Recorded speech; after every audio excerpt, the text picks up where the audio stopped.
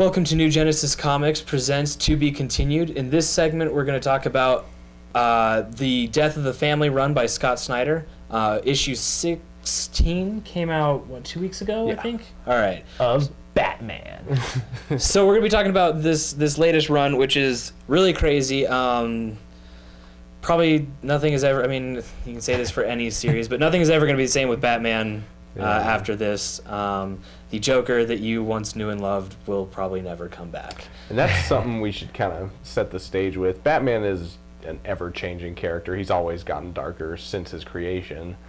Now it seems like they've gone overboard a little bit. Like, they've almost taken it too far. I vehemently disagree with a lot of that, people that just got into comic books after they saw The Dark Knight will disagree with me because they love The Dark Knight and they That's think not why I like disagree, that but has sure. ever been. But you know, people love this dark Batman that's always walking the line and could snap at any moment. And I like him too.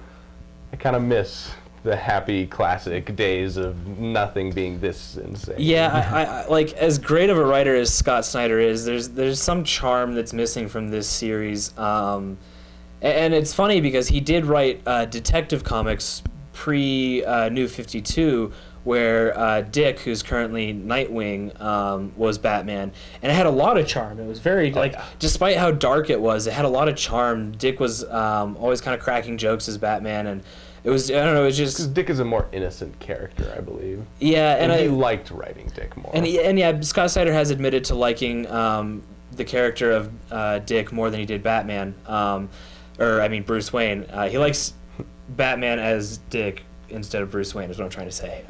Well, Dick's become quite a good detective, and he's definitely not as... I would say he's not as troubled as Bruce is. I mean, Bruce No, certainly not. But...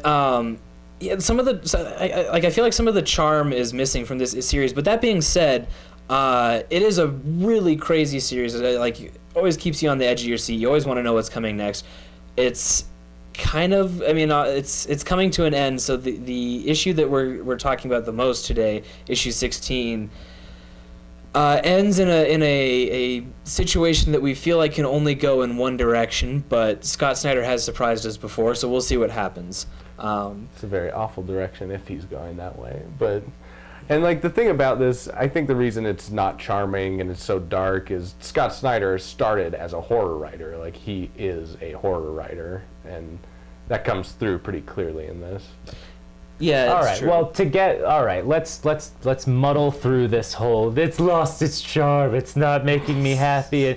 Since when is Batman a feel-good comic book? I mean, come on. So have you ever read 60s Batman? No, I haven't. To be honest, I haven't. But so yeah, going off of. I mean, I've read The Long Halloween. I've read Dark Victory. I've read Dark Knight Returns. So these kind of Batman stories really get me. I like gritty. I like dark. Now, this Batman series with Scott Snyder, this run of Death of the Family, has taken it to a whole new level that I love, and it just tickles me pink. I love it. I love how diabolical Joker is. When I'm reading it, half the time I'm hearing Heath Ledger's version of the Joker from The Dark Knight. The other half the time I'm hearing Mark Hamill's crazy-ass voice going off, you know? I think it's a really good amalgamation of those two kinds of themes, and we have the Joker coming out of a pretty deep, dark, desolate hiding. I mean, his face was cut off by this guy called the Doll Maker in, what was that, Detective Comics number one? Yeah, the very first issue. The very first issue. And we haven't seen him since that. And now he's back with his face belt buckled back to his skull, and he's wreaking havoc in a way that we've never seen. He seems to know everything about them. He comes out and says, you know, your secret I know all of you. And he's just diabolically explaining how the real reason why he's doing this, his maniacal motive through this whole entire thing, is to again show Batman just how much he loves him. I mean, that's really what it comes down to. And how much he hates his allies. Exactly. And that's really that's kicks been it for me. And that was explained the best in issue 16. He talks a lot about how the game is different now that Batman has all these allies, because Batman isn't he's become too reliant on his Robin and Nightwing and all that, and so and Joker feels like this has made Batman slower and has kind of thrown his game off. So he's kind of like the death of the family. It kind of implies that they're all going to die, and I don't believe that that'll happen just because DC doesn't want to lose sales on these books. But goodbye Nightwing, goodbye Batgirl, goodbye Batman and Robin. Yeah, so it would really, Red Hood and the Outlaws. especially since Batman probably sells them all the Bat family books probably sell them or make more money for them than any other character. But one thing that was kind of so Joker more or less has hinted that he knows that Bruce Wayne is Batman. And we've seen this before, actually, and Batman's continuity is the most muddled, I think, of the New 52, because a lot of the things that happened pre-New 52 are still there, whereas, like, with characters like Superman, like, they've gotten just a clean slate for the most part. So it's interesting that some things from Batman's history have stayed and other things haven't. One of the things that we're kind of curious about is right before the reboot, Grant Morrison did this series, Batman and Robin, and then he did Batman Inc., where at the end of it we learned that Joker knows Batman's secret identity, and we weren't sure if that had been erased from continuity up until this series. The question now is it the same, does he know for the same reasons that he did pre-reboot, or is it has he put it together in a different fashion? Like, it doesn't seem like it. Yeah. Because Batman doesn't think he knows any of their identities, and from the end of that, he should have, for sure known. Right. Well, and in issue, I want to say it's issue 14 when Batman, when Joker first reveals that he knows their secret and their secret identities, and doesn't he say that he wrote down a bunch of things that he observed in his time in the Batcave? So are we supposed to be I think what he's hinted to is that he's been hiding out in their own lair.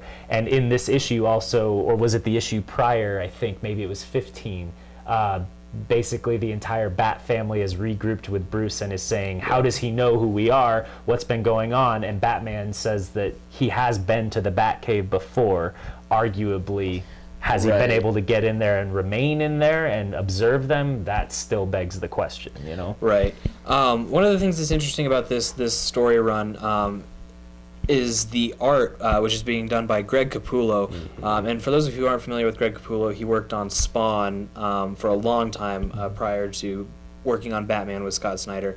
And even before this story arc, Greg Capullo's art has been a real big part of the book. It really captures the atmosphere.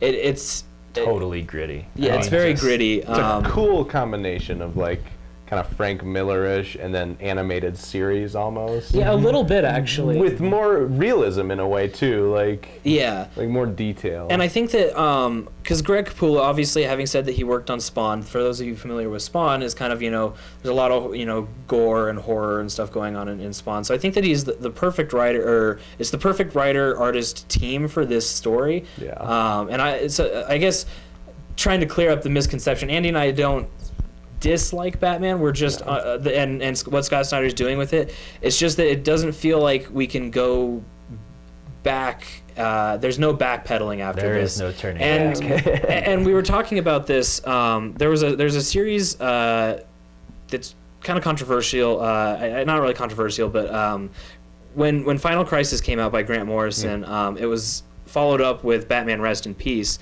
and in that. The Joker explains that he kind of goes through metamorphoses where he's constantly changing, and that's why he gets darker sometimes and lighter other times. And so it makes sense that in this series, Joker has become even more insane. But that being said, you were talking about Long Halloween, and even in Long Halloween, he's still joking, he's still funny, and in this series, he's not really quite as funny, just more insane. Last thing I have to say, those ones you mentioned earlier that are gritty and that you love, those still had a happy ending. I have a feeling this will not, and what I think Scott Snyder's about to do will be unforgivable to Batman fans. That's all I have to say.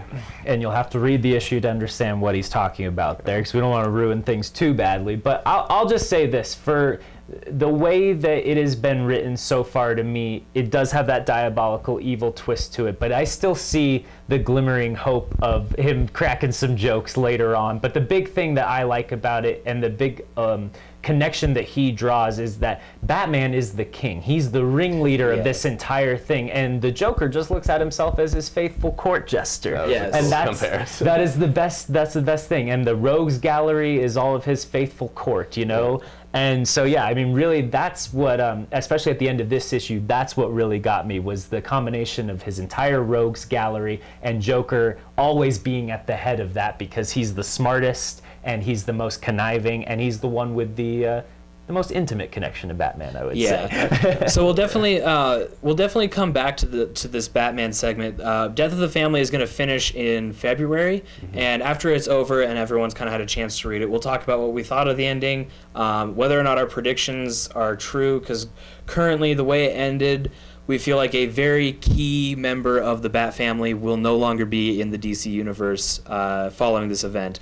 So if you're not already reading it, catch up to it.